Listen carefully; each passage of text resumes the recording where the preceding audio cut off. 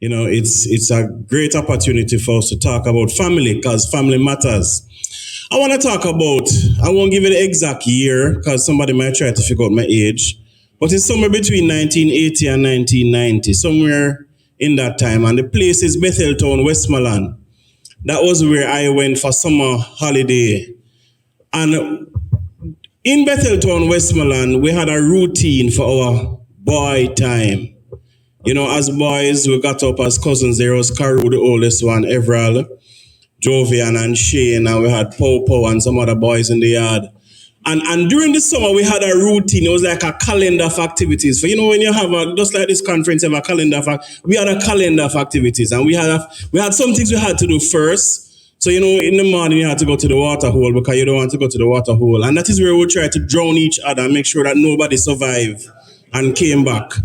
And then after that, we would go to the field where you would pick mangoes and orange and so forth. And then we would stone each other with them and try to make sure that nobody left with any eyes or any, And then we would go to a place where we had a hill that we would roll down. We would find cardboard barrel and we would stuff the youngest one in and convince them that it's safe.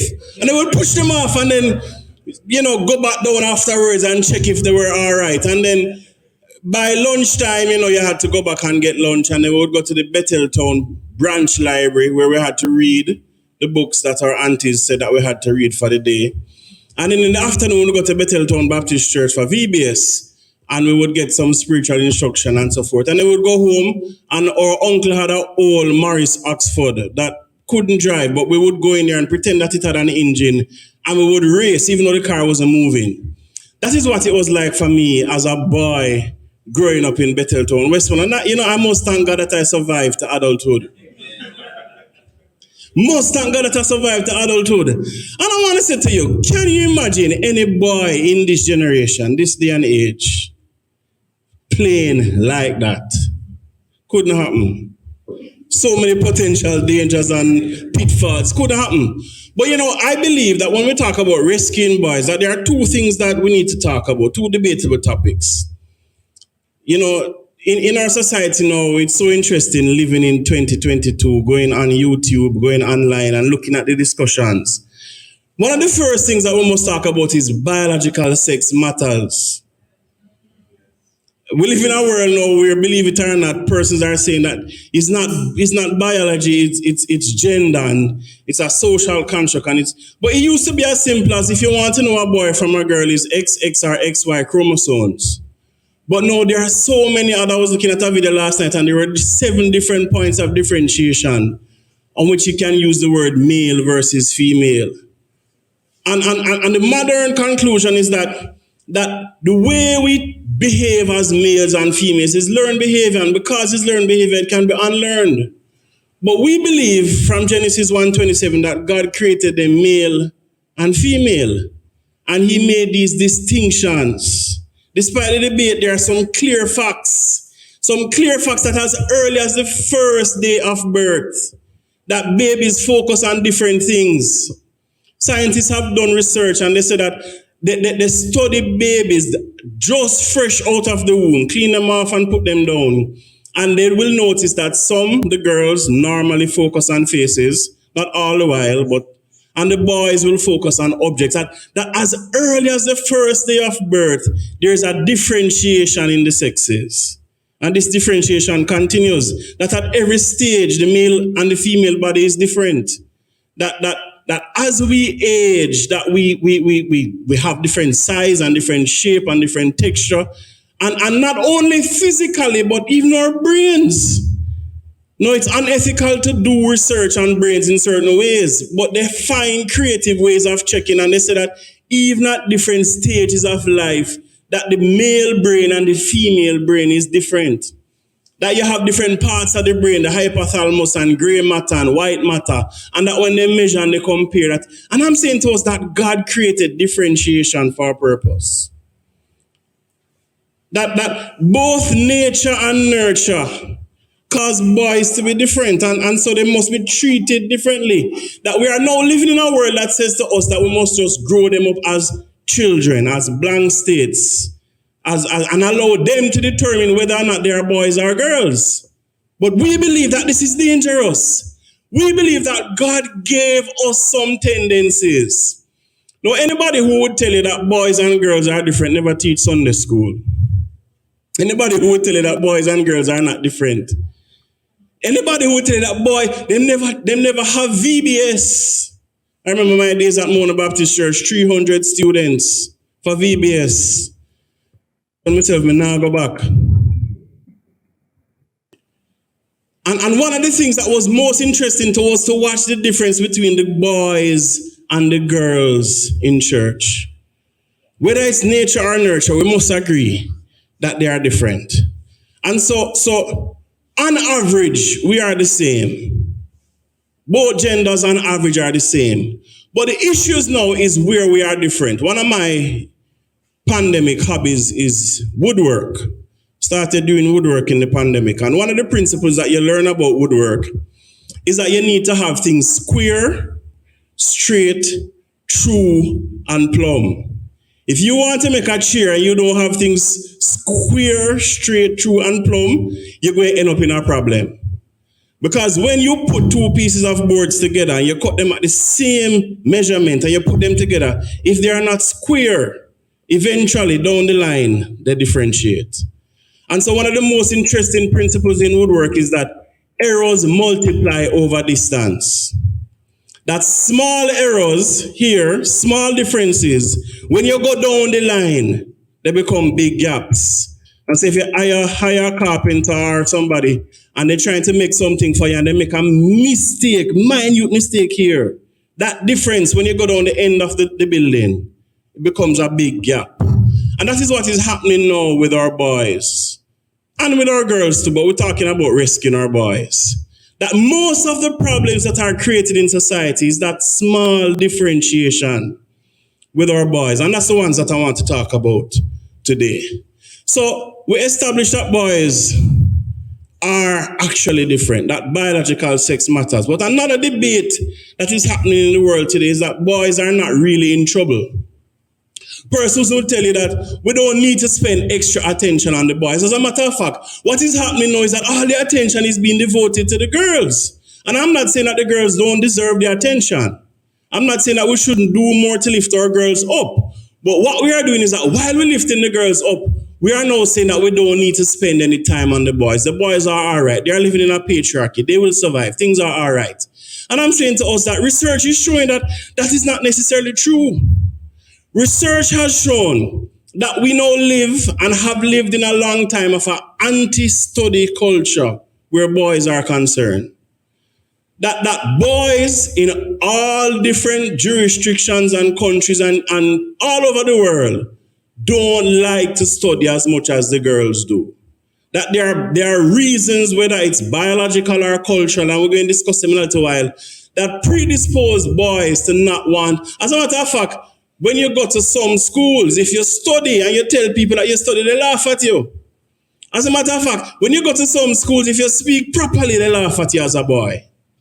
And so there's a culture that exists that says to boys from as early as basic school that they shouldn't get involved in certain activities. Scientists have also proven through great research that boys used to be able, back in the day, maybe, I don't know who's the oldest person in the room, but I'm going to pick on Kevin. Maybe back in Kevin time.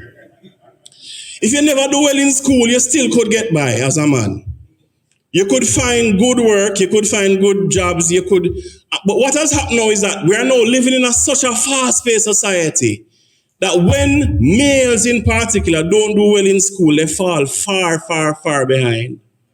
And so the educational gap, that equalizing factor of what you could do without education is now vast. And remember now, there are some persons who might be gifted. You can do music, you can do sports. That is like 1% of the population who can do it well enough to make a living off it. The rest of us are going to have to go through the mainstream.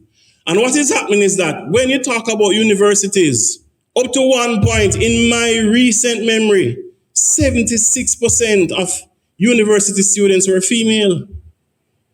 And so what you're seeing happening is that our boys are being left behind. And you must ask the question, why? There are some obvious biological answers to this question. Scientists will tell you, research shows that girls develop language skills earlier than boys. That the brains of girls differ earlier than boys in certain areas, certain parts of language and cognition and empathy.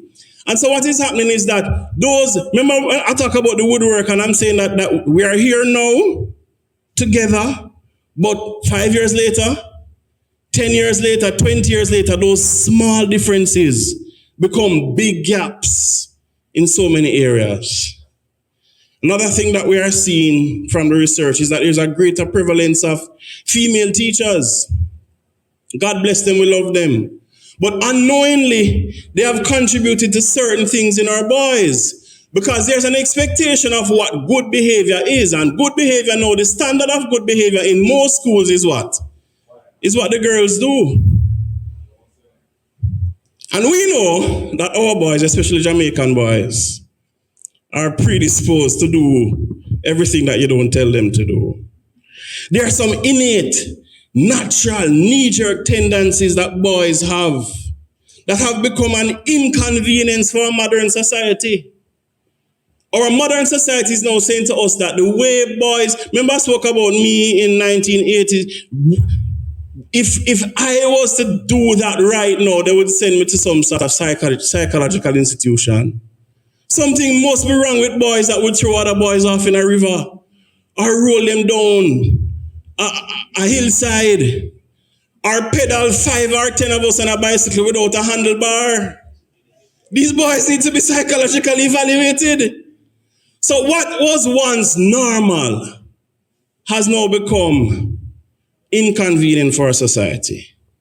Very often, boys are prematurely described as being too loud, too busybody, too inquisitive, hyperactive, aggressive. Behaviors that for boys of all times in history would have been normal are now landing some of our boys in institutions where they are being medicated. And I'm saying to us that where a boy plays, he learns to become a man.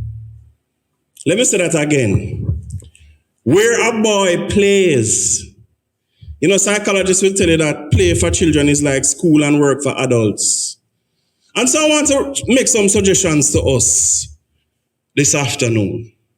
I'm Baptist, so we have to have 3 points.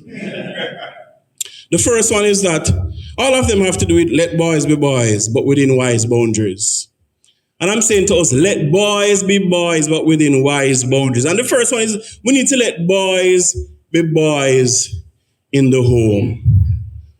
Now, I'm not going to stir the pot and talk about gender roles. I'm not going to get into that. As a matter of fact, I was raised by a father that taught me how to wash my brief and my socks and to cook and to do all the domestic chores. So we're not saying that it's about those gender roles. But what we are saying is that both boys and girls have different expectations and biological needs, and we need to allow them to manifest those things. One of the things that both boys and girls need is rough and tumble play. They need to be able, Kevin spoke about wrestling. These are the ways that adults learn their boundaries of their physical bodies and their behavior. And one of the things that boys need to be able to do is, you have this kind of play that boys do. I don't know if you have ever experienced it, but when boys play as if there is no tomorrow, you just get away. And what we need to ensure is that they have wise boundaries. They're not hurting themselves, they're not harming anybody, but then we need to allow them to do these things. We need to allow them to be boys in the home where they can, because a lot of what they're doing when they're touching, I'm watching the little boy in this room right now. He's so intrigued by the projector and by the lights and by everything. And this is what he's learning. Maybe in the future he's going to become an engineer. But we are going to say, sit down and be quiet. Let boys be boys. Let boys be boys. Allow them to play. Develop safe spaces for them to be able to do these things. There's a movement now coming in the US where they're trying to return playgrounds to what they used to be like. Because they're realizing that they have made the playground so safe that the children have not been able to exercise much of their motor skills. Let boys be boys in the home. And one of the best ways that boys can be boys in the home is to play with men and other boys within wise boundaries. Kevin spoke about wrestling and sports. The second thing is we need to let boys be boys in the church. You ever watch boys in church? Especially when praise and worship going on. Who you think they look at the most? Not the praise team, not the preacher, but watch boys in church. I challenge you, watch boys in church tomorrow if you go to church. They're looking at the drummer. They're looking at the musicians. They're looking at the equipment. They're looking at the activities. And while all of us are there singing, hold me close, let your love surround me, they are just so fidgety and looking at. And I'm saying that we need to allow boys to be boys. I remember a time when I was a youth minister, youth pastor, that one of the greatest times of service for the boys under my care was when we went on the road to get activities for the youth ministry. Remember one time we were doing a children's home project and we needed some stones because the play area for the children's home was eroding. And we went down into the river. I can't say this on camera because I might get in trouble, but we went somewhere that we shouldn't have gone. And those boys were so excited about that activity. You can imagine a group of young men in a riverbed jumping up and down and collecting stones and just being boys, but at the same time doing ministry. I'm saying let boys be boys in the church. And the final area, and probably the most important one, is in our society. We need to recreate spaces where men and boys can be men and boys. Because what is happening now, and I wrote down 3 words. Dr. Davis spoke about time. Somebody spoke about listening. And Kevin spoke about presence. And I'm saying to us that it doesn't matter who your boy is, somebody is teaching your boy to be a man. Somebody is teaching your boy to be a man. Let it be you. Let it not be the persons out there. I did an informal research some time ago and we asked who was the most influential male. And all the persons that it was an online survey, at the time Vibes Cartel was number 1. Usain Bolt was number 2. And what I would consider to be a responsible male in certain areas, I'm not saying Usain isn't responsible. The Prime Minister was number 10. And what I'm saying to us is that our boys are learning to become men by what they see, the examples around them. We do the same thing with the girls. We have Girls' Day, we have, role models, we lift them up. Ask yourself this question: who are the examples that boys see on their daily journey from home to church, to school, to yard, to wherever they go? Who are the examples that they see? Most of the good examples that exist for boys are hidden behind office doors. Most of the good examples for boys are hidden in spaces that they are not accessible to them. I'm saying to us, how can we let boys be boys by seeing that men like Kevin Bailey talk the way him talk and laugh the way him laugh and look the way him look? That it is okay for a man to do certain things and within wise boundaries. So let me recap the 3 things that I'm suggesting. If we are going to rescue our boys, I'm suggesting that we need to allow our boys to be boys because God created boys to be boys. He made them that way. He gave them differentiated interests and abilities and talents. And he wants us to hone them in safe spaces. Let our boys be boys in the home. Let our boys be boys in the church. Let us see if we can create some activities and some interests that will be good for our boys. One of the fastest growing Sunday school theories right now is to allow gender for Sunday school. Let the males study the Bible together.